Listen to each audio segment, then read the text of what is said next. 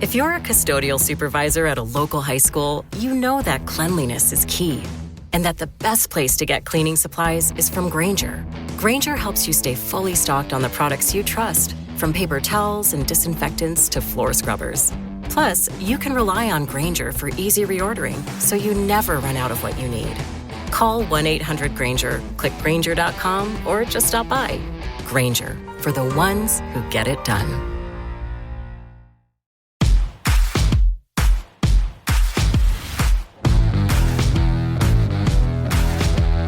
Welcome to the Dogs Podcast with your hosts, Blake Reneker, Justin Charles, and Josh All. What's up, Browns fans? Welcome back to another episode of the Dogs Podcast. A little bit back to reality this week. Last week we had the privilege of bringing you guys a Victory Sunday. No such privilege this week, but last I heard the Cavs were playing well tonight, so I guess that's a good thing. We appreciate you guys being here. Tough one for the Browns today as they lose 32-13 in New England. Kind of as to be expected, but we're going to break it all down, give you guys our thoughts, get some of your guys' thoughts. We got Kenny Mack joining us today from the Great White North. He made it. He's been like a world traveler lately. He was in London. Aren't you going out to Vegas soon? Yeah, I'll be out in Vegas if anybody wants to hang out and hopefully watch us do something against the Raiders, but we'll see. Dude, I'm just happy the Jays are in the World Series, and that's what I got to look forward to right now. We're 1-1. Good. Let's go. I tried to get back out to Vegas again this year. I just said Vegas. I just whispered it to my wife, and she just immediately said no. And I was like, I guess I did it last year. I guess I don't. That's fine. But we got some good stuff to get into today. Got some voicemails to get to. If you want to get your intros and your thoughts on the show, head to thedogspodcast.com. Tap leave voicemail on the drop-down menu. If you're watching on YouTube, please like and subscribe. Make sure you tap the notification bell so you don't miss any of the content that we're putting out. Huge shout out to everybody who has already subscribed. We just eclipsed 14,000 followers on YouTube, so that's another benchmark for us. So we appreciate everybody who has subscribed over the years and who's helped support the show and get us to this point. We greatly appreciate that. If you haven't subscribed yet, please do so. You can also become a YouTube member for 99 cents a month. It helps support the show. It's only 99 cents. You get all the cool Browns emojis. You probably only want to use them. I don't even know if people still like to use them right now, but you'll have them for next season when we're hopefully better. You can use the Myles Garrett one. Yeah, good today. Good. Dog check. So yeah, dog check. Yeah. You can find us on any of the social media platforms. Just search at the Dogs Podcast. And if you want more Dogs content, you want to commiserate with a bunch of Browns fans 24/7, head to jointhedogs.com, become an official Dog Pack member, get access to the private Discord, play fantasy football with us, and just have a bunch of people to talk Browns football with in really all Cleveland sports, basically anything. If it happens on Earth, we talk about it in the Discord. So if that's something that interests you, you want to hang out in there, get to know a bunch of cool people from all over, that's jointhedogs.com, become an official Dog Pack member. So tough game today for the Browns, 32-13. Tough day for the offense. Got back to kind of like what we were used to seeing out of the offense. Wasn't a good Quinshaw Judkins game, which we all kind of expected. I know Kenny and Josh talked about it on the preview episode. This was going to be a game that we were going to have to throw the ball a little bit to win. I think the Patriots hadn't given up 50 yards to a single rusher the entire season. So that's a stout run defense. I mean, one of their defensive linemen is huge. We have a piss poor excuse of an offensive line. So that's not a good combination when you're going up against a stout run defense. You got a terrible offensive line. And also we have no threat of a vertical passing game to, really make the defense have to respect that at all. So they can just sit on any of our dump offs and, play the run. So tough day. You were going to need the defense to score. You were going to need some kind of miracle. We didn't get it. Defense played really well for a half. The biggest glaring issue for me out of the defense was just tough time stopping the run. Yeah. I mean, Travion Henderson hasn't even been able to get touches lately, and today averaged 7.5 yards a carry against us. Drake May had 50 yards rushing. They had 3 dudes on their team average over 7 yards a carry today. So as well as the defense played, and even in the first, it was a lot of bend but don't break. But here's the deal. Myles played out of his mind. Carson forced a pick. I kind of jokingly said this before we get too negative. I guess what I'll say is there were bright spots. As bad as the game was, there were bright spots. Myles Garrett had 5 sacks. Carson Schweschinger got his first pick. I thought special teams, outside of an Andre Schmidt missed kick, special teams played well, actually recovered an onside kick in that game. I'm not going to get too down on Andre for missing a kick. We've kind of talked about it the last few weeks. He was due. He's kind of due to miss one. No kicker's going to make every single one. He hasn't missed in, I think, over a month. So, it can't become a habit, but I don't expect a guy. He's not going to be perfect. It wasn't a chip shot. It was a 47-yarder, which clearly is makeable. But I thought overall, special teams played pretty well. Forced a turnover on defense. Yep. Myles Garrett had 5 sacks. We only had 5 penalties. But the offense is just anemic, and that's just so. It's like I'm looking for things like that in the game because honestly, when we play the Jets, we play the Raiders, we play the Titans, I'm expecting like good performances, and I expect us to go into those games and have a chance to win. I knew that it was going to take a borderline miracle to win this game today, so I was looking for other things besides the W. To just pile on to the positivity at the top of the show here before the rest is going to go south quick. So just hang in there, chat. We're getting there. To talk about Myles Garrett, 5 sacks. Correct me, guys, if I'm wrong, but I saw the stats. Franchise record, correct? Franchise record. Beat his own record. Yeah, the previous one was his, and now he just beat it to have 5. And he's now the youngest player. Was that right? To before 30 past to Reggie hit White. That's right. So he's got the most amount of sacks before turning 30. Before 30, that's it. Yeah. So now he's at 112 and a half, I think, sacks for his career. I believe so, yeah. It's insane. It's insane. He's best defensive player. I mean, I know there's games where he doesn't hit the stat sheet like he would like, but then there's games like this where he kills the stat sheet. And I did see another stat, to go on the negative side, that there's never been a player in history to have 5 sacks in a game and have their team lose by more than 3. And we lost by 19. Yeah, that's crazy. I didn't vet the stat, but I believe it. Listen, we gave up 422 yards. It's crazy. If it's never happened, doing that kind of stuff. That's what we're the best at doing. I guess that's just kind of. I guess we can just jump right in, talk about the offense and the quarterback. Dillon Gabriel he's got to be done. And I know Kevin came out after the game and said they're going to stick with him. That's kind of what I expect him to say after the game. We have a bye week. There's a long time between now and the next game. Part of me wants to say, like, I don't think they'll make the switch, but every part of me, every fiber of my being is hoping that they do. Because even if I don't think Shedeur is going to come in and light it up, I at least think just the fact that he will at least throw the ball downfield a little bit will loosen up a defense enough that maybe it opens up some of the other stuff. Like, you got to at least take the chance. And I don't know what they saw in Dillon Gabriel. And here's my thing is, you fell in love with the guy. Okay, maybe you fell in love with the guy more than you fell in love with the player, and you thought some of his traits, he could run this offense. But there's no need to double down now. We've now seen it for a month. And again, the offensive line is atrocious. The wide receiver core, I don't care what anybody tries to tell me, it's the worst wide receiver core in football. So I understand he doesn't have a lot to work with. But my God, I'm just looking at things like when he tries to throw the ball deep, that interception he threw today, it looked like a middle school kid trying to throw it as far as he could. It was only like a 40-yard pass. It hung up like a punt. I don't think he cannot deliver the ball with any kind of accuracy or beyond 7 yards. And whenever he has to kind of like roll a little bit and it's just like a short 5-yard drag or something, he'll put it on the rope and it's like, okay, that's a nice. But anytime he's got to like air it out a little bit, it seriously looks like he struggles to throw the ball beyond 30 to 40 yards. Like, it takes everything in him to get the ball to go that far. And I'm like, this is an NFL quarterback. Most NFL quarterbacks can flat foot throw 50 yards. This dude's crow hopping to throw 40 yards, and then it hangs up in the air like a punt and gets picked. And also a terrible decision. He was double covered. His first interception, where he was thrown to Njoku was actually open. He threw it like 3 feet behind him. It was a terrible throw.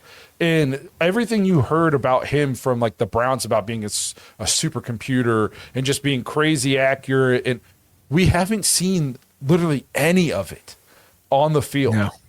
So it's just like I'm at the point where you got to make the switch. If they double down on this mistake, that's where I'm going to start turning sour. Like you can't do this. Answer me this. What did you guys think like when he scored both touchdowns? Did you find that the team was joyous, that they rallied around him? Because I didn't. I thought they rallied around Fannin, thought they rallied around Njoku, and then he was kind of like, oh, like, hey guys, like we scored, like I didn't find, like I find he's getting ostracized a little bit, and maybe it's just in my head. What do you guys think? No, what I would say to you about that is going into it, I think you're starting to see now like the players don't believe in it. Like you're seeing frustration, and I'm not saying like it's just the offense in general. I think you're generally seeing now players going, the counter argument I heard about Dillon Gabriel up to this point was the play hasn't been good, but he hasn't turned the ball over, even though he should have multiple times leading up to this.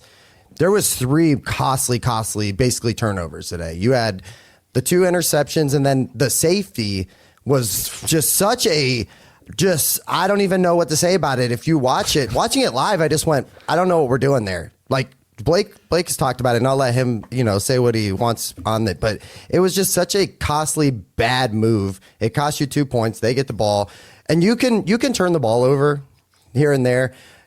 Against this team, like Drake May was dealing today. A lot of people I don't think have got to see Drake May do his thing. This dude is legit, got touch. I was watching it with my father-in-law, and he's like, I didn't know this dude could chuck the ball like this. And I was like, yeah, dude, he's got that. He's got that in the bag. They diced us up today. Dude, that guy picked his times to run too at the right times. God, yeah. And he blew us up as far as like yards for a quarterback running. Like he looked good, and that's something we don't do. We can't manufacture first downs throwing. Our guy just kind of goes to the flats, runs, throws it someone's feet or throws it 3 feet behind them. And I loved what I saw out of May. I just wish we had like 10% of that, Man. That his one touchdown pass to was his name Boudier. Yeah. That was a drop. Yeah, it's a basket. Yeah, a basket. And I was drop. like, we haven't had a quarterback on our roster to make that throw that could put it like that since Flacco. Maybe like 2023 Joe Flacco. Yeah. You know what I mean? Like he couldn't have ran it out there and handed it to him any better. And our quarterback, I don't even think would have attempted that throw. No. He would have already come off it. He would have already come off that guy and thrown a check down underneath. It's tough. And then it just, because he won't throw the ball downfield or can't throw the ball downfield, nothing else is open. They just sit on our underneath routes. There's almost no chance to break an underneath one, get any yak because they're just sitting on them, tackle you right away. The run game, it's tough to get. Even last week against Miami, Quinshon Judkins had a great game, 3 touchdowns, but he still only averaged like 3 yards a carry. And you know what I mean? But and that's with a 46-yard run. So I wasn't coming into this game expecting the run game. I sat Quinshon Judkins in fantasy.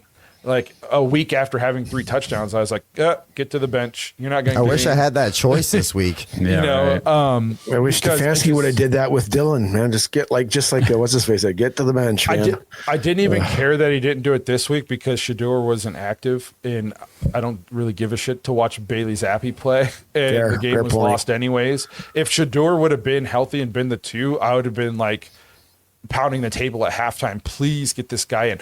And I'm not. Again, I don't expect Shedeur to come in and it be like we look like the greatest show on turf. He'll probably take bad sacks. He might even turn it over some. But Dillon Gabriel, I think you're going to see his turnover numbers, if he stays in, they're going to continue to spike because those first 3 weeks, it was pure a miracle that he didn't have a turnover yet. He'd put the ball in harm's way, so it's like the highest rate in the league. I'm pretty sure, or close to it. I mean, he should have 5 interceptions against Pittsburgh, and they dropped 2 picks all against Miami. So like those, he's going to start turning the ball over, but you're going to get nothing else with it. No running, no pushing the ball downfield. So I'm willing to take the shot take the chance with Shedeur. I'll take his bad sacks. I'll take a couple if it's going to just. I need to see the ball go more than 10 yards. Yeah, I need to see it. Well, let me play this voicemail from social worker Josh, and then podcaster Josh will tell you his one fear, maybe, about the whole Dillon Shedeur thing. Hang on a second. Hey, Dogs, Podcast. It is social worker Josh here. We're almost in the third quarter. It's disgusting to watch our quarterback play. I just can't do it. But I do have a question. Is Jerry Jeudy, a part of this gambling fiasco that the NBA has going on? Because I swear to God, he's throwing this game. Dillon Gabriel picks up a ball where you have a number one receiver. You just got to go catch that goddamn ball. You go catch the ball. You don't turn around and wait for the defense back to catch the ball and then tackle him. That's not what the wide receiver position's for. Help me out here, guys. What the hell is going on? Also, good God, I'm just done watching Dillon Gabriel. Here we go, Brownies. What did I text you guys? I said, in that one play where he jumps up and the ball kind of goes like basically through his hands in the end zone, I go, if he's a wide receiver one and you're an alpha wide receiver like you claim to be, go make a play for your quarterback. Even if the play of the quarterback is absolute garbage, go and make a play. Go and make something happen. You could be the spark. I mean, I know there's not a lot going on right now, but if you're that dude, go make it happen. I've seen ones go and ball out with guys that probably aren't even on practice squads anymore. It's just, it's not good. Both of our receivers are struggling. Yeah. Carson Wentz is totally beat up, and the Vikings got their asses kicked. But Jefferson still balled out and made plays. We don't have anybody that does that right now. No. I did see a question here. Do you think we will win another game from Bobby Woods? I'm going to say this. Despite what today was, I feel no differently about this team right now than I did before the start of the game, because I thought we would lose this game in terrible fashion, and here we are. I still think the Browns finished this season with 5 to 6 wins. I'm not judging us based off this. You don't have to play 6-2 division leading teams every single week anymore, like we did the first 2 months of the season. I still would pick us to beat the Jets. I still pick us to beat the Raiders. I still pick us to beat the Titans, and it depends on the Ravens game. I'll probably never pick us to beat the Ravens, but we didn't pick him last year at home. That kind of thing. So I think the Browns still get to 5 or 6 wins this year. This game did nothing for me in terms of like how I felt about the team. Everything I knew about the team coming into this game, I still know about the team going out of the game, and nothing has changed. This episode is sponsored by Southern New Hampshire University. Browns fans, do you ever feel stuck in your current job? Like if you just had a different degree or some more education in a certain area, you could do something you really want to do. Well, Southern New Hampshire University has the answers for you. Head over to snhu.edu/bark to learn how you can get started on your new career today. SNHU is one of the largest online accredited universities in the United States, and it's radically affordable. Their online tuition rates are some of the lowest in the nation. So seriously, what are you waiting for? Head over to snhu.edu/bark to learn how you can get started on your degree for your new career, 100% online and 100% on your time. snhu.edu/bark. If you're a maintenance supervisor at a manufacturing facility and your machinery isn't working right, Grainger knows you need to understand what's wrong as soon as possible. So when a conveyor motor falters, Grainger offers diagnostic tools like calibration kits and multimeters to help you identify and fix the problem. With Grainger, you can be confident you have everything you need to keep your facility running smoothly. Call 1-800-GRAINGER, click Grainger.com, or just stop by. Grainger, for the ones who get it done. Well, let me pitch this to you. We got Quinshon Judkins. I did not see, I don't know if you guys saw the severity of his shoulder injury that took him out of the game. I don't know if that's going to hold him out of any games after the bye week. Carson Schlesinger has a high ankle sprain. They said he'll probably be out 4 to 6. Sucks. That's a big blow for the defense. Sucks. He's a baller. I'm seeing some of these injuries now, and it's like, so we suck. You got Myles Garrett slamming his helmet, going and sitting by himself at the end of the bench. Obviously, people are frustrated with how things are going, and now you got injuries starting to creep into this. It's like there is a southward bound trajectory this could go real quick. But the thing about Dillon and Shedeur that I wanted to point out before I forgot, is Dillon Gabriel started getting first team reps immediately after he was drafted. The team, Kevin Stefanski, the coaching staff, they said, this guy's ready for that. He's advanced. He understands the terminology. He understands how the offense operates. He's done this. He gets first team reps. He's ready to go. We're confident enough in him to trade Kenny Pickett and make him the backup quarterback. We're confident enough to make him the starter, and then we'll trade Joe Flacco and just get him out of here anyway, because we're confident in what Dillon Gabriel can do. He had all summer, all training camp, all preseason as that, the rookie that was taking first team reps. And after 4 games, it's clearly obvious he is not anything close to what they told us. And all they've told us is that Shedeur is not any of that stuff. Does anybody have any fears about what we might be seeing or getting if this is supposed to be Kevin's guy and he can't even run the freaking offense for Kevin? What are we expecting Shedeur to do? I mean, I have hope and optimism for Shedeur, but I'm also trying to stay grounded a little bit too in that nobody's looked good in this offense yet. I think the team needs a spark, if anything. And that is, I think the veteran players, especially on the defensive side, believe, they might not all be saying it, but I think that in their head, they're going, hey, this kid gives us the best chance of going out here and at least giving us a performance on offense where we can at least be in some games. Yeah. It's crazy. We're 2-8. If you look back on this first half, we've been in some games. There's a lot of these games we could have won. That's where I think it's frustrating for the fans, because it's like, damn, I feel like it just slips away. Now, some of them just get out of hand very quickly, and if it's almost like a trend, we're in it at half, third quarter, you see things go kind of a little south, and then by the fourth quarter, it's just, the wheels are completely off. But I think at least the veteran defensive players believe that that's the guy that can spark this thing and gives them the best chance to win games. At least get longer drives. Like the time of possession was awful in this, and we're not giving the defense anything to take a rest. Like how many 3-and-outs did we have today? It was, if we can get any kind of semblance or any kind of stick moving performance, even just like instead of 3 plays, maybe make it 6 plays or whatever it is. Right. Get that time of give the guys a rest like we did against the Packers. Then they can at least stay somewhat fresh. The guys weren't fresh at the end of the Vikings game. They didn't have it midway through this third quarter. They were done. They were gassed. You can't play 36 minutes while your offense plays 23. Like it's not feasible. Our offense went 1 for 11 on third down today. Something. Yeah. And it was the first drive.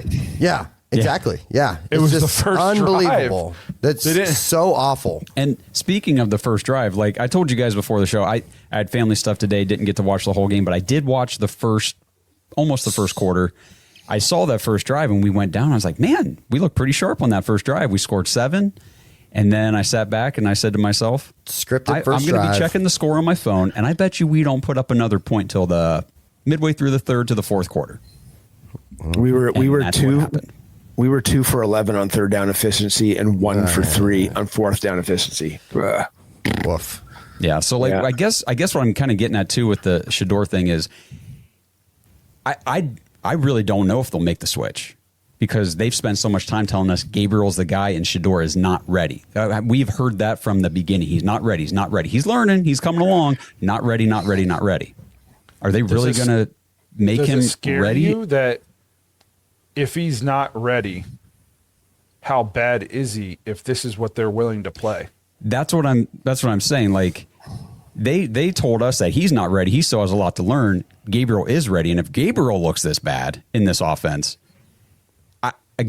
I want to see Shedeur. Don't hear what I'm not saying out there. I want him. I want to watch him play. I think he's got the most potential, but I'm like, and then if he comes out and balls out, how stupid will the coaching staff look? Well, my thing too is I think if they were really, really worried about him going in, then they don't put him at QB2. You know what I mean? Because you're literally talking about the coaching staff didn't make that choice though.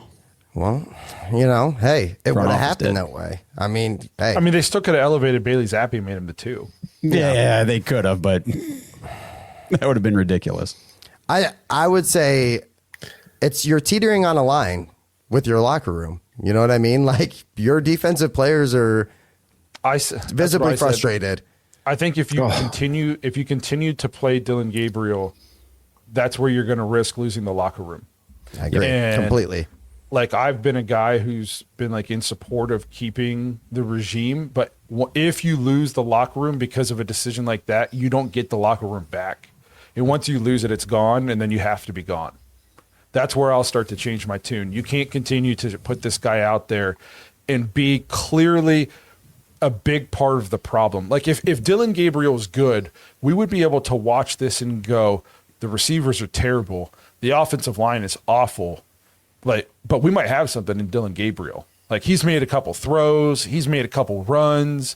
Like he's a baller, but he just doesn't have anything around him. But it's not like he's part of the problem. That's what the Giants are saying about Jackson Dart, right? Bad offensive line. He's got no weapons, nothing around him. But the dude makes some throws, and you're like, okay, get some pieces. And he's not even playing perfect. He's not even playing perfect. That was Drake May and the Patriots last year, right? Yeah, as a rookie. 100%. It wasn't like perfect. It wasn't great by any means, but you definitely saw the flashes where it's like, this guy's going to be good. He's got what it takes.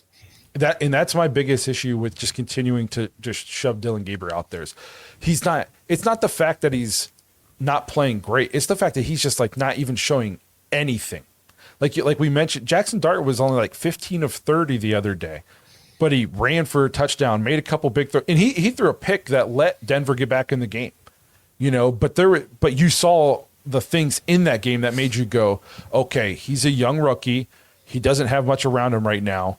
But like, there's some juice there. There's no juice to Dillon Gabriel. There's literally nothing there. He looks like a guy who struggles to throw the ball. Like I might be able to throw a football further than him. It's wild. It's almost hard to watch.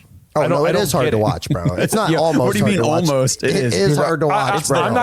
I'm not even talking about like the offense as a whole. I'm talking about like watching him try to stand and throw the ball far, and he has to like crow hop to throw it as far as what I see other quarterbacks throw off platform. He's not even accurate, No. He's not even accurate. Like he throws slants like 3 feet behind the guy. Like guys are always like this.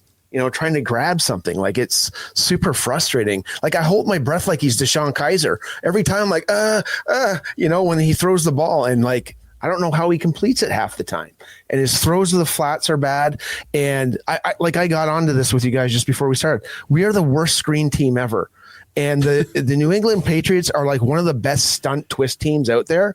And one of the things you have to do is throw a screen. We did one. I almost fell off my chair. But for the most part, we hit people in the back. We're not set up. We hit the defensive lineman or he bats it down. Like you need to have those fundamental plays like screens or throw out to the flats, which we can't do because everybody sits on them. And it's hard to make a quarterback good with the way that this offensive line and everything is. And then you compound it by keep putting Dillon out there when it doesn't seem like he can throw any of those passes. Well, you saw what Vrabel said after the game. He said, they hadn't turned it over. And then once they got past their gimmicky plays, we played great defense. It's like, ugh. Yeah. And we did try to. I saw what was that where Larvadan was going to throw a pass or something. Yeah, on a 3rd and 14. They weren't even looking back.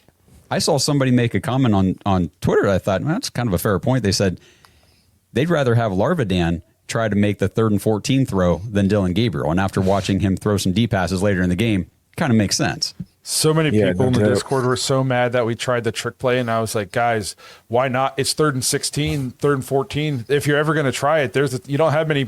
It's not like we tried it on 4th and 1 or something. There's not many plays in your playbook for 3rd and 16. No, you might as well try it. We averaged 4.5 yards a pass. Yeah. And it's better than our usual 3rd down and 16 play, which is let the running back settle in the middle of the defense for 4 yards and then, fall forward for a yard, which I saw all day. That still works very successfully on 3rd down and long. So if RD is 3rd and long, then we let it go all the time. Like I'd rather be 3rd and 4 with our defense. It's so bizarre. But anyways. Yeah. I wanted to shout out Shaz in the super chat said, why do you believe Kevin regarding Shador? He had 2 threaded touchdowns in the first preseason game. Kevin just wants Dillon Gabriel. Obvious. Just go back and watch Shador Sanders, which he did. He made some throws in that preseason game that made us all go, okay, all right. Yeah. And we never really got that with Dillon anywhere, even in the preseason. It was like, okay, he executed a couple 2-minute drives. That was cool. but never really had like those wow throws. What about during Shador camp? did have a couple. What Nothing about down during the camp field. with Shador, where we're like, Yeah. man, okay, there's a deep ball with touch on it, and it's going where we want it to go. I know that the problem is the offensive line is so bad that I don't know that he'll get the time to make those kind of throws down. No, but I think he can there's create. no freaking way. But Yeah. he can create some no time way. for himself. I mean, but that was part of the problem in Colorado. But my thing is I'm like, let the kid rip it. Let him rip it because we know what we got right now. We got a quarterback that's going to check down the ball a lot because the deep ball won't work. You know what I mean? I'll say this too. So many people think that it's like collusion against Shador. I kind of feel it's that this coaching staff. I mean, we just heard Jimmy Haslam the other day basically give him a vote of confidence. I think they all know they're going to be back next year, and they think this guy can play. And they're like, look at his wide receiver core, look at his run, look at his line. If we really think this guy has the potential to be the guy, then just let Dillon get his ass kicked the rest of the season. And then Shador, we do another draft class, another offseason, bolster up the offensive line, build around him. And then we let Shador have an offseason to come in, prepare, have an entire camp, and go in and be a starting quarterback for us. Because I think a lot of us have talked, it doesn't necessarily look so much like quarterback next year for the Browns, So I don't know. I just don't believe like there's a vendetta. You wouldn't have a vendetta against the guy that you traded up to draft. That doesn't make any sense to me. So I'm they want him to be successful and they want to put him in a position to succeed. I'm at the point though where it's just like, F it, I can't watch these 5-yard checkdowns anymore. Just put him in, Agreed. And be some baptism by fire. 100%, man. And the biggest thing you were saying there is like the NFL is an arms race, and we are dead last in that. We do not have any explosive people except for QJ. He's the only thing we got. Everybody knows it. They're sitting on it. I mean, it's 7-man front against our team. It's like 9-man front. It's awful, and you just can't do anything. So I would rather have Carnell Tate. I would rather double down on that with the best receiver that's available. Throw whatever money you can at him, and then take the ends of the line, get some new tackles, man, because that's what we need. Yeah. All right. Let's do a quick commercial break, and then we'll come back. We've got 3 more voicemails, and I'm sure a whole lot of more fun stuff to talk about. Since 1989, Mount Hope Fence has set the standard in outdoor living. From decks and railings to fences and patios, we've got you covered. Our lineup features top brands like TimberTech, AlumaGuard, Preferred Railing, and Unilock, along with our own premium Duralux vinyl products. For over 30 years, we've partnered with contractors ensuring reliable job site delivery. Discover quality and excellence in all things outdoors with Mount Hope Fence. This episode is sponsored by DraftKings Sportsbook. NFL fans, what's your favorite touchdown? For me, it's always the next one, because with DraftKings Sportsbook, an official sports betting partner of the NFL, every touchdown could bring you closer to cashing in. From first touchdown score to anytime touchdown props or the thrill of live in-game betting, every snap is loaded with opportunity. Here's the best part. New customers bet just $5, and if your bet wins, you'll get $300 in bonus bets instantly. Blake and I use DraftKings every week. If you've never tried it, you should definitely check it out. So your team hitting pay dirt pays out to you. Download the DraftKings Sportsbook app and use code BROWNS. That's code BROWNS for new customers to turn $5 into $300 in bonus bets if your bet wins. In partnership with DraftKings, the crown is yours. Gambling problem? Call 1-800-GAMBLER. In New York, call 877-8-HOPE-NY or text HOPE-NY 467-369. In Connecticut, help is available for problem gambling. Call 888-789-7777 or visit ccpg.org. Please play responsibly. On behalf of Boot Hill Casino and Resort in Kansas, pass-through of per-wager tax may apply in Illinois. 21 and over. Age and eligibility varies by jurisdiction. Void in Ontario. Restrictions apply. Bet must win to receive bonus bets which expire in 7 days. Minimum odds required. For additional terms and responsible gaming resources, see dkng.co/audio. Limited time offer. Let's see, Shaz. Blake Shador needs to play this year. Listen, just because I'm telling you like what I think they could be thinking, don't misconstrue that with the fact that I too want him to play. I want him to start out of the bye.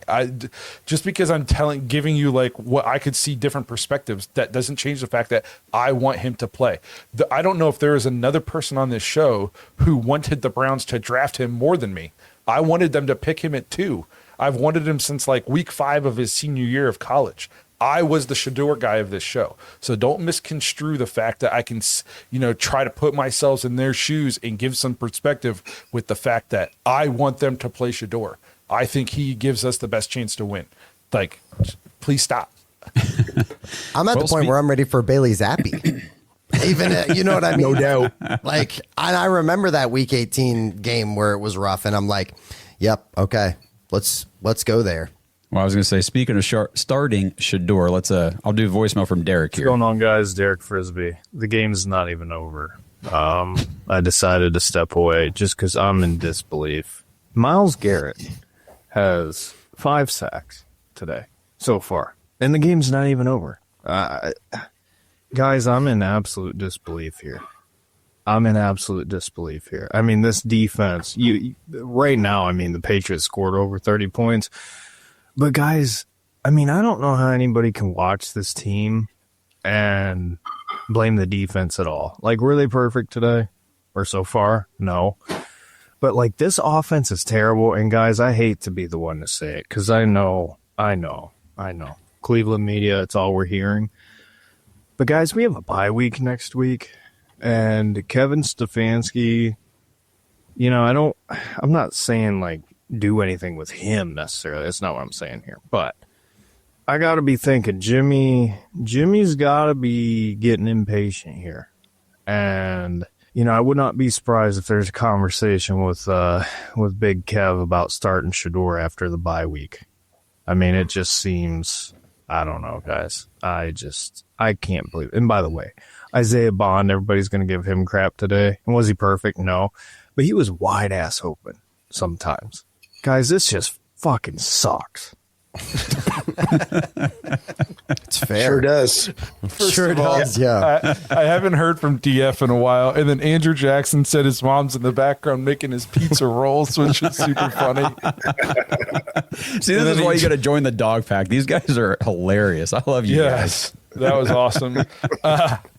No, it's one of those things like we've harped on. Just I know exactly what play he's talking about too with Bond. That could have been a huge play. Who knows? Maybe a touchdown.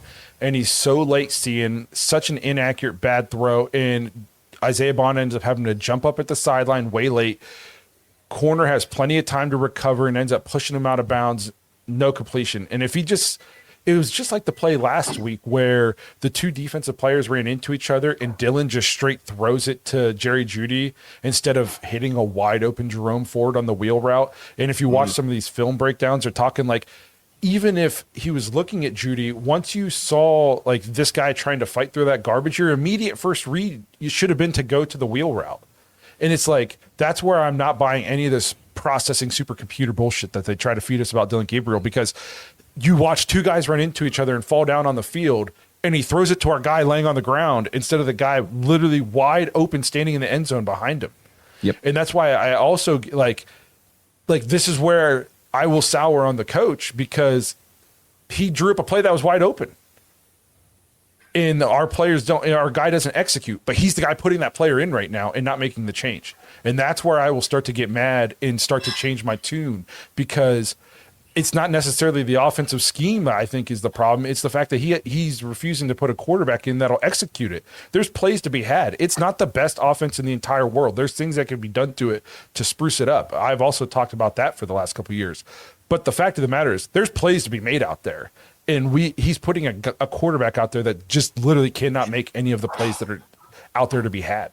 And it's frustrating as crap to watch. I think we're just watching the absolute worst recipe you could possibly have for an offense. Like, every broadcast talks about how predictable our offense is. Everybody who breaks down film and everything says we're very predictable, we're easy to defend, all that stuff. So that doesn't help. And then you put a bad offensive line in front of a bad quarterback and give him bad receivers in an offense that's predictable. This is exactly what you're going to get over and over. I feel like we have the same conversations every single week, especially after away games. It's crazy how the home games, Justin, you talked about how we were in some of the games this year, only the home games, not the away games, except for, I guess, Minnesota and London. But boy, the actual away games in front of like another team's home crowd, forget it. 20-point dogs. You just might as well put it out there right now. It's not even going to be close. Yeah, we're getting blown out every time. I hope not, because the next away game's the Jets. Oh, can you imagine if we get blown out there? Are we doing the thing? Should we say right now? We would talk about it Thursday. People? Yeah. All right. Thursday, out of the bye, the dogs are going to watch that game with you guys live on YouTube. So not Thursday. Or Sunday. Sorry, Sunday out of the bye. We're going to watch that game with you guys live. We're going to have a little watch party on here. We've done that before in the past. Maybe, please, dear Paul Brown, let it be Shador's first start. That would be pretty awesome to get to do the live watch with you guys Sunday out of the bye for the Shador's first start of the season. I really hope so. I'm not banking on it, but I do hope so. I also believe that's a game, like, if I'm picking, I would pick the Browns to win. So if you go look, the Browns defense, they feast on below average quarterback play. Like we played really tough against a good quarterback for a half today, and then they wore us down. But we've played Justin Fields before. He had negative yards net passing against us. Like with 4.5 sacks. Yes, that's the kind of team that this defense just kind of feast on. So that's why that's why I still think there's 5 to 6 wins out there, because the Raiders with their really bad quarterback play right now, the Jets with their bad quarterback play, the Titans, Cam Ward is shown some glimpses, but he's not exactly playing at a super high level, and they're also very bad offensively in terms of personnel. Like those are the kind of games that I think the defense can, like what they did against Miami. Like that's how we'll get those wins. I don't want to sour the watch party ahead of time, but New York has a pretty good running back. Yeah, but today's like the first day they've given him the ball. I would keep giving him the ball. He's pretty good. He hasn't done anything this year. Don't underestimate the very real Browns chance that we go out to Vegas and they start Kenny Pickett and beat us. That would be Browns for sure. Right? I've had that in the back of my mind for sure. Can't wait. I think Isaiah Bond is good. He's got a horrible wide receiver coach and needs to be more of a 3 or 4. Well, that's the whole problem. One, you're not that good if you're a wide receiver 3 or 4. That means you're like a fringe roster guy. And then 2, that's the problem. I said that 3 weeks ago. He'd been on this team 2 weeks, and he was running him out there as wide receiver 2. That tells you how bad the offensive personnel is on this. And we've barely talked about the line. I watched a lot of last week's game, the all 22. It's atrocious in the run game. They don't block a soul in the run game. It's awful. It's so bad. And it's one of those things too where it's like, if we just block this one guy, this is a 10-yard run. And instead it's a 1-yard gain or nothing, because we don't block anybody. We have guys on ice skates just getting blown up. It's the offensive line is the offensive line. We might have I don't know enough about other teams' offensive lines, because I'm not doing a deep dive on all their offensive lines, but I'd have to say, if I was a betting man, we have maybe the worst offensive line in football and the worst wide receiver core in football. That's not a good recipe. That's a tough recipe for any kind of success. What if the quarterback play is also at the bottom? You get this. You get this. Yeah. This is where this is it. If you just take a look at the PFF grades, some people love them, some people don't, but we are dramatically lower than every team, like the Titans included. I don't know, maybe after this last game with the Titans, we might be tied, but we are dramatically lower than most teams. Like, our offense is inept. And it's like Blake was saying, you have to get push off the ball to get a running game. We get none, and we make every defensive front look like they're all-stars. Yeah. It's just kind of crazy, too, just kind of glancing at the box score and look at the quarterbacks. Dillon Gabriel, 21 completions, netted him 156 yards. Drake May had 3 fewer completions, and he had damn near 300 yards. Yeah. This is terrible. This is just... And I told you guys, I could be wrong. I think he had 116 yards at halftime. So we're talking 40 yards for the rest of the game. Dude, we went through so many 3 and outs or four and out. Like, this is why our defense just gets gassed. That's why the teams blow us up midway through the third quarter. The Ravens did it. This team did it. You know, that's what happens. Like, they can't keep up. Go Buck says, I saw some stats from 2019. I think it was Kitchens had better offensive production than Stefanski's had, and he was fired. At least comparing that roster to this roster, though, is apples and oranges. He had Baker Mayfield, Nick Chubb, Kareem Hunt, I believe. Was Kareem here for that? Odell Beckham, Yep. Jarvis Landry, David Njoku. His offensive line was a top 5 offensive line at the time. Like, this, we're a long way away, and that's why, like, my bigger gripe is more with AB than anything. Is we're a long way away from that offensive roster. Like, those guys got old and moved on and stuff like that, and then we just replaced them with nothing. Yeah, You know? none of his offensive Or we just draft kept picks were riding worth it. anything. Yeah. The offensive line, for the most part, is, you know, obviously we've And- added Posek and stuff like that, but like, Part of the problem is we got real old waiting on our franchise quarterback to be our franchise quarterback, and he's out again this year. And when he did play, he was bad. Which is crazy, because even if he was the franchise quarterback that they wanted him to be, this would still be the offensive line. Like, even if he was good, he'd still be getting pressured at a crazy rate. He wouldn't have time to make the reads and the throws that he would, you know, probably like to make. I don't know. I just don't understand what the plan was. We'd You have know, a lot like- more wins before this point, though, supposedly. You know, like, we'd be, maybe there was like, and also we expected him to be the kind of guy who'd make plays anyways. And Well, we see where we're at. Justin, I got to throw some cold water. I know you've been saying all this time that we're going to see him this year. They're going to do it. They're going to stick him out there. But I'm worried. Jimmy just came out the other day and again called him a failed trade in an interview. And it's like, Good. I just don't know how they do it. I mean, the owner's out there still bashing you. It's one of my biggest fears as far as, like, you want to see the morale of the fan base just absolutely crumble. And I don't even know about the locker room. You know what I mean? Like, I can't speak for the players, obviously, and they're not going to come out and go, yeah, we're not feeling that. But I was at that game where he got injured. I watched people cheer for the injury. You know what I mean? Like, that would be a complete slap in the face to the organization. But all I said was just, watch out. It's going to be a workout video here real soon. Real soon. Yeah, I don't think the fan base, like, and like you said, I don't think the locker room. We heard people talk about last year, like how the team was built around one guy instead of everybody. I don't think they want him back. I don't. Yeah. David There's just no Njoku way. in the offseason was like, we were like, oh, you know what I mean? When, like, one of your, like, franchise, like, culture guys kind of says, hey, that was a miss, you know, in an interview in the offseason. Like, I just think that, you know, I'm not saying it will happen, but I think that, like, the franchise has to, like, read the temperature of the room and go, probably not the best route to go. You know what I mean? We're already seeing, you know, a little bit of, like, frustration and, like, players not really feeling how things are going. Probably not the best call to go that route. I agree.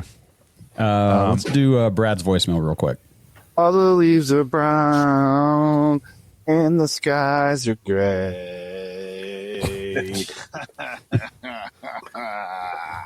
Oh, man. Oh, the comedy show was on today. Oh, boy. Well, expectations were low. Tried to keep them low. But, you know, of course, got a little frustrated with how the offense is run, of course. But, you know, what can you do? I think we kind of saw, you know, the worst of Dillon Gabriel today. So that was fun to watch. Defense looked promising for a little while. You know, it just fell apart because, you know, offense can't move the ball worth anything really outside of scripted plays. So that was fun. Yeah, I don't know much more else to say. Offense is just terrible. I don't know. Let's go Browns, I guess, you know. Bye week. We can't lose that, right? Let's go. Woof, woof. Hey, we managed to lose a Thursday night football game that we weren't even playing in. We can lose a bye week. We won't lose the bye week. My prediction right now is we're 1-0 next week. Dude, if they come out and say Dillon Gabriel will start after the bye week, That's probably losing the bye week. That is very true. It'll be tough. I'd like to say that was the most optimistic I've heard Brad Moneymaker in 2 months. I think he was confusing fun with frustrating, but it's okay. Good for Brad. It's fine. It's fine, brother. I think from the Discord though.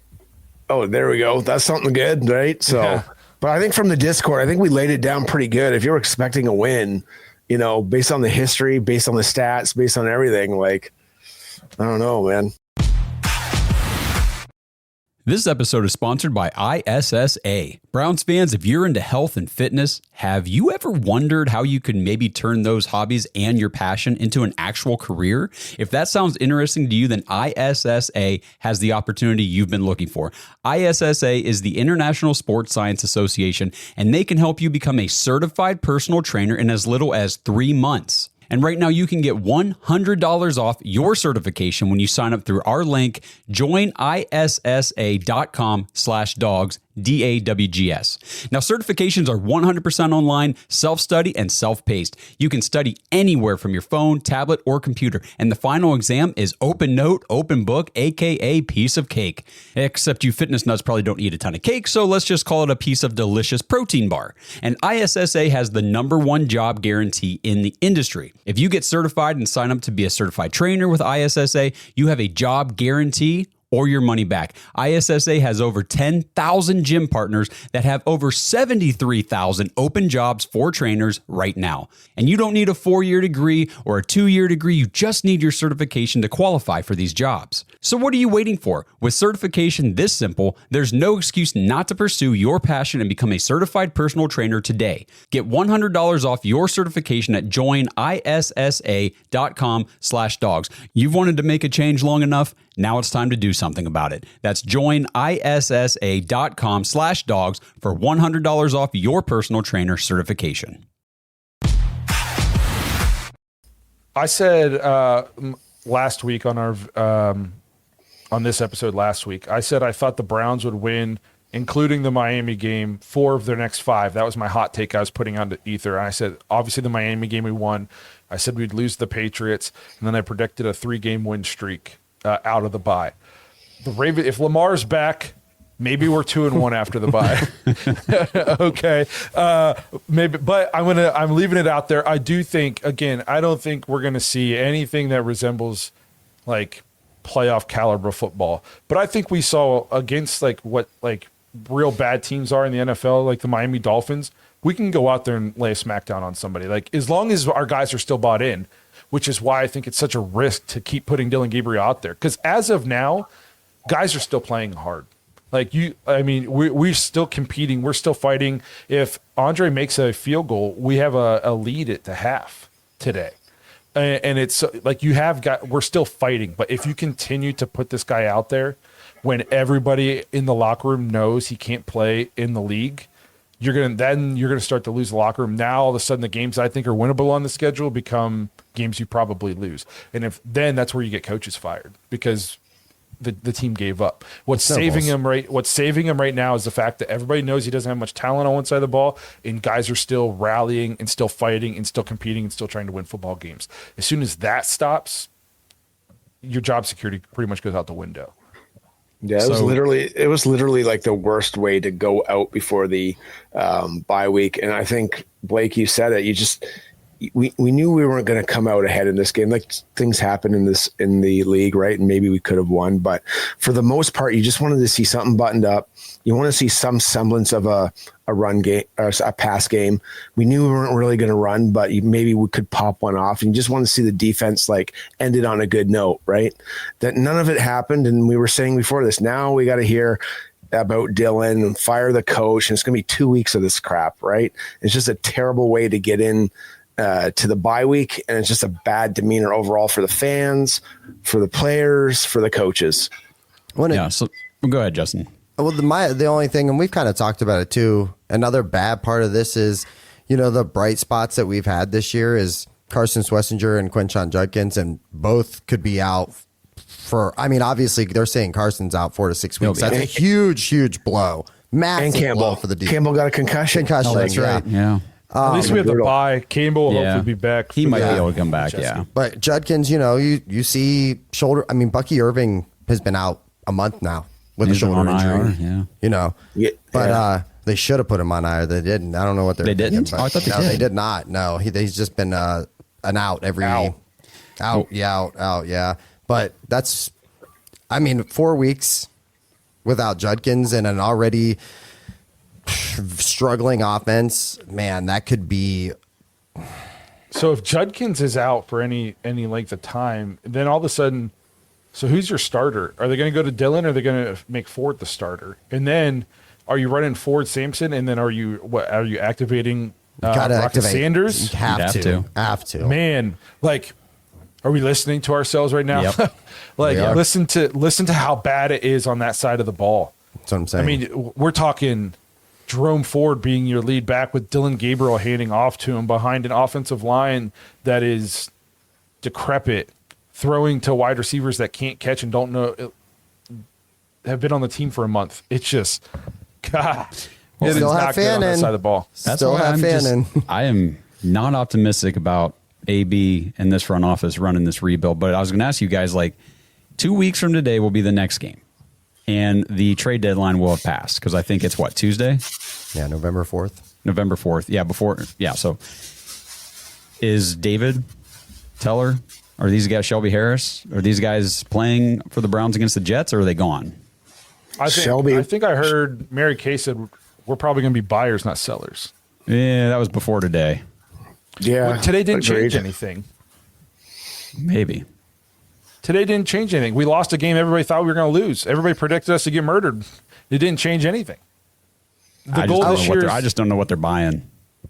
I think I heard young players who have multiple years of control is what they're looking for. And obviously, those teams aren't giving those players up. I just don't understand who they think we're going to get. They gave up Amari Cooper. He was older though, and he was on a big contract. So we'd have to swallow big contracts for sure. But I can see Shelby gone. I can see him gone. But if you want any kind of development out of a quarterback, and your two best receivers are your tight end, and you want to give away David Njoku, how bad do you want the offense not to succeed? And Zinter can't even crack the lineup, and he would be the guy replacing Teller, would he not? So how bad would that be? But maybe some youth injection might be good. But I just don't see on our offense who would really they would trade. Defense, maybe Shelby. Other than that, you're kind of weak on your DBs. You don't want to get rid of your safeties. So I don't really see anything happening unless you're going to give away draft pick assets. I saw that they didn't expect Teller and Njoku to be moved. That's the last thing I saw. Yeah, that's what that she makes was sense. reporting earlier or yesterday or whenever it was. So the only thing that sucks is if say we were to make a move for a wide receiver, a Brian Thomas Jr. or something like that, that'd be a huge upgrade for us. But I also feel like adding a wide receiver to your room right in the middle of the season, that's tough. You know what I mean? You expect him to come in and be really good right away for you. It's going to take him weeks to be, acclimated at all. And next thing, then you got 3 games left. So I don't expect anybody that's going to come into this year and make a huge boost to this year. At least that's the way I kind of look at it. It's just, you're right in the middle of the season. Dude, the worst thing you're saying is we're stuck. And that's how Browns fans feel right now. We're stuck. Because, let's say everybody gets their wish and we fire Stefanski, get rid of Barry. What does that change for the rest of this year? Nothing. Doesn't change anything. Make whoever the head coach, they take the same offensive system that Stefanski was using because they got nothing else, and then that's it. And so we're stuck. We're freaking stuck unless a miracle happens, which what would that be? And as much as I would love to influx some talent, like you said, Brian Thomas, Garrett Wilson, any of those guys, it won't matter. It won't matter if you don't have a guy that's capable of throwing them the ball, especially Thomas. Exactly. Who'd want to come? So who wants to come here right now and run 5-yard routes and slants? Practice routes. Yeah, because you're not getting anything past 10 yards in this offense right now. You can't keep making excuses for bad QB play. Who's making the excuses for bad QB Nobody. play? Have you guys not listened to this episode? We've been on here for 55 minutes. 45 of us been talking about how bad Dillon Gabriel is. I don't understand. What do you mean making excuses for the bad quarterback play? We all said there's plays to be had, and he's just not making them. That's what really frustrates me is you got a team with bad line, bad receivers, and so which means whenever there is a big play, you got to take advantage of it. Not throw the ball fucking out of bounds. Not throw the ball 3 feet behind the guy. Like those opportunities with this roster are few and far between. You have to hit on them at least sometimes. It's frustrating. I'm like I said, if there was any kind of glimpse of anything, but there's not. I mean, No, there hasn't been a single wow moment. You said that, I think, after the first start, and, we'll see how the next start goes and all that kind of stuff back then. But now it's been 4 games. In 4 games, you should have seen at least a throw, a play where you said, ooh. Now, there you go. That's a play that a franchise quarterback or a good starter can make. Hasn't been a single one yet. 4 games. I don't care what anybody says. That's enough. That's enough time to evaluate and say, it's not going to be there. There's been, like you said, no glimpses. Just is what it is. You just got to call it. It's another failure at the quarterback position for the Browns. There's not even constant measurable improvement. I feel like we're going backwards. We're getting worse. We should be able to we should be able to pile on to something. We should be learning something moving forward. What have I bitched about so far? You can't even run a screen game. You need that in the NFL, especially for the stunts that we were mentioning about with this team. It's frustrating. What kills? There's no need to double down. We didn't take him in the first round. I understand a third round pick is still a valuable pick, but it's much easier to move off a third round quarterback than a first round quarterback. You drafted the guy as a flyer in the third round, 4 games in, and he looks like a dud. Move off of him. It's a third round pick. Third round picks bust all the time. That's what'll frustrate. Why double down? It's clear. It's not there. I think it's because they took so much time defending him. They've done this to us for years now, especially through training camp. They'll just prop up what they're doing. They'll prop up their offense. They'll prop up their quarterback. And then it gets to week 1. And it's like, the hell's this? And that's what they did with Dillon. They've propped him up to be this guy, this, like you said, supercomputer. Man, he can process like you wouldn't believe for a rookie to come out of college. 6 years, he can process. He can't do shit. That's terrible. The thing, too, is this isn't a guy who was a starter for 1 season in college and he's super raw and you got to mold him and it's going to take some time and bumps. This dude played 6 years, most starts ever by a college quarterback, I think. Yep. He's essentially entering the NFL as pretty much a finished product in terms of what he can be. We didn't draft a super raw talent. 6 years starting in college. Most games ever. He should be significantly better than what he is. I'm not saying he has to be perfect, but I think it was Amber in here that said Jackson Dart's not thrown to anybody right now, but you can tell he's a franchise quarterback. Absolutely. I want to be able to tell you're a franchise quarterback. And there's just been absolutely nothing to make me think that. Nothing. No. And I do think that if we get, when we get Shedeur to start a game, I think you're going to see at least one throw in that first game that you go, hey, that was a nice throw. Nice throw, nice anticipation. Hey, okay. And I'm being facetious. I don't think it'll be just one, but I'm saying I think we'll get at least one. We've gotten 0 from Dillon. Obviously, it was preseason. It was preseason against a bad team, but he had multiple throws in that game that made us go that's an NFL throw. Yes. And like you mentioned, even in the preseason games, Dillon didn't do it. He didn't do anything to make you be oh man, real nice. There's nothing. And since he's become the starter, there's been none of that. We've already seen some of it just in the preseason. So just go. Do it.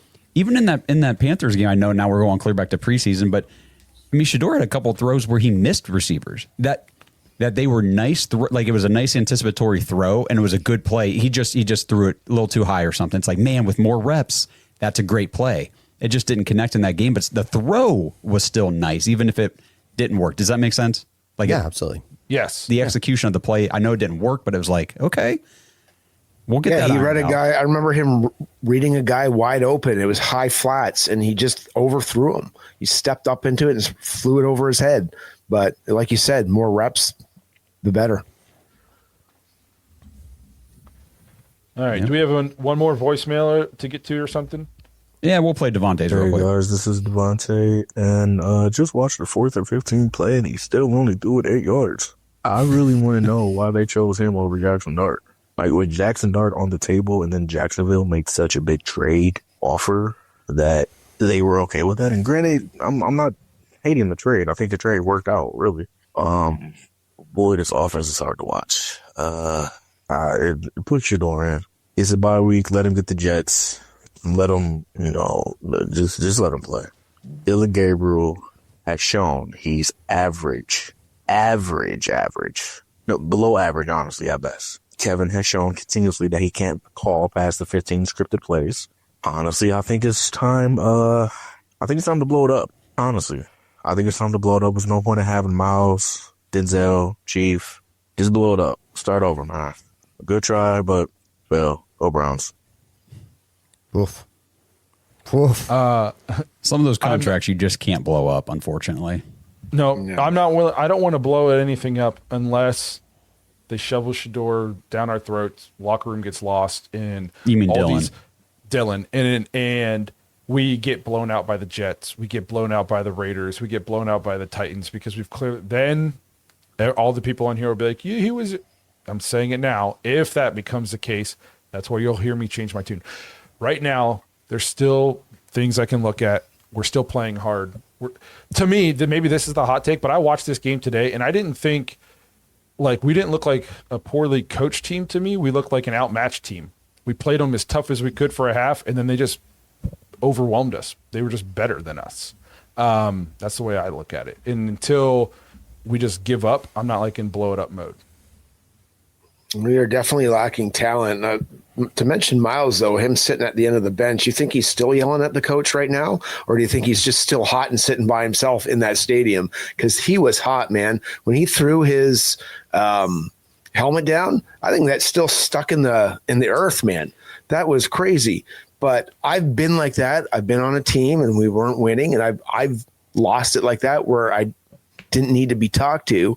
But I mean, that also could be what we're saying is maybe that's the little thing where you start losing the locker room.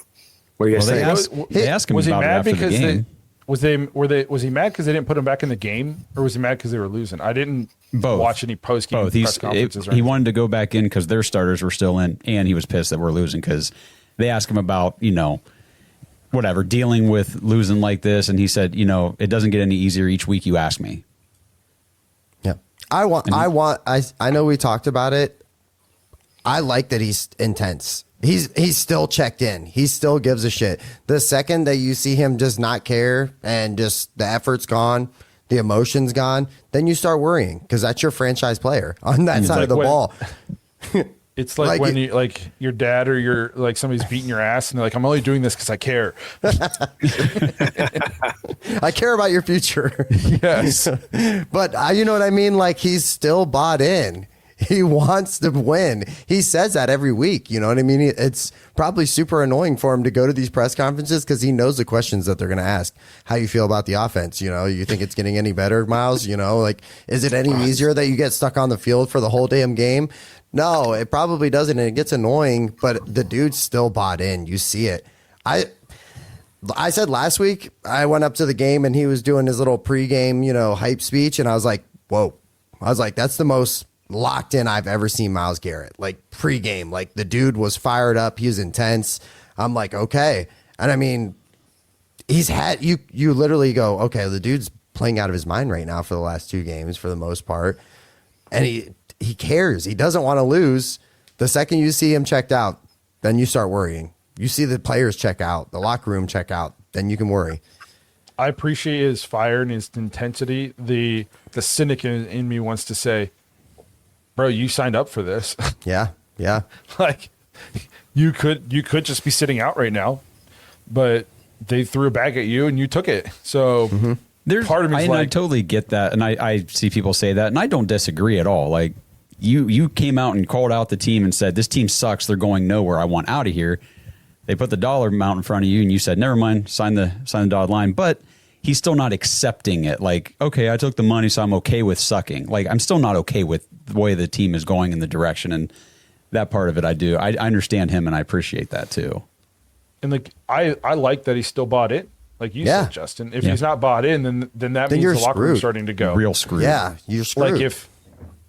Like if he's not screaming and yelling and pissed that they lost, that means the locker room is further gone. Like him yelling and being pissed isn't a sign of the locker room being gone. Him being checked out and not caring and joking on the sideline would be the sign that the locker room is gone, at least in my opinion. Which I think is the offense right now. I just don't think they're any good, and I don't think they're bought in. I just the way that they look, the way they trot out there, the way, they score a touchdown. It's like, yeah, Fannin, like some of the guys come around. I just don't feel like they're into the quarterback. They're not into just not in the game because they know they're just not doing well. Like they're the weak part of the team. It's tough. So, well, don't expect it to get any better, guys. So, like I said, I'm just looking for those, like there's 4 games. We got 4 of our next, 7 games or 8 games, I think. I think we got 4 games out there. Think about how good we'll feel at the end of the year if we've won 4 of our last 7 games. We're going to be like, man, look at us go. Look at us heading into the offseason. Yeah, look at that. We've won 4 of our last 6 games. We got 2 first-round picks. Maybe we'll free up some money. Future will be bright. There's always next year. So we'll do the annual Browns fandom. Yep, and I can't wait for it. So...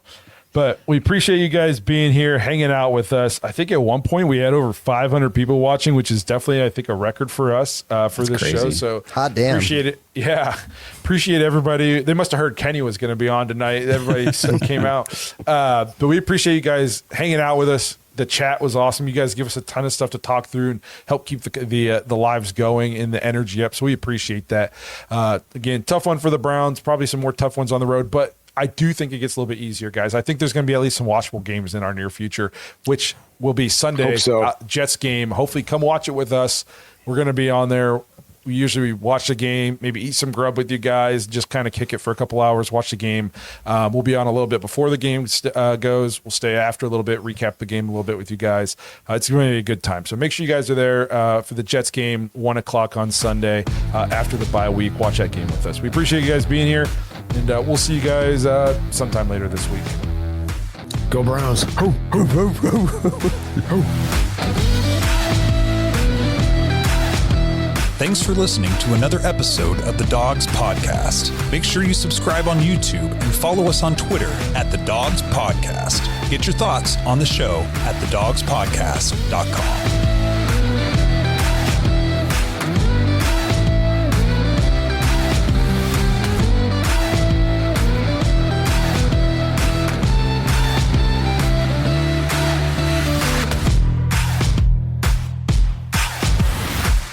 This episode is sponsored by BetterHelp. Browns fans, if you're like me, the stresses in life only increase the older you get. Your family, your job, your bank account, just a few things that drive the cycle of stress every day. And if you have people constantly depending on you, it can put a heavy weight on your mental health. What if I fail? What if I'm not good enough? Why does no one appreciate everything I'm trying to do for them? If these thoughts have ever darkened your day, 1, you're not alone, and 2, I highly recommend talking to someone, and that's where BetterHelp could be the right resource for you. Head to BetterHelp, HELP.com/dogs, DAWGS for 10% off your first month of talk therapy. Just fill out a simple questionnaire and BetterHelp will match you with the best therapist for your needs. And if it's not the right fit, you can switch therapists at any time for no extra cost. BetterHelp is 100% online.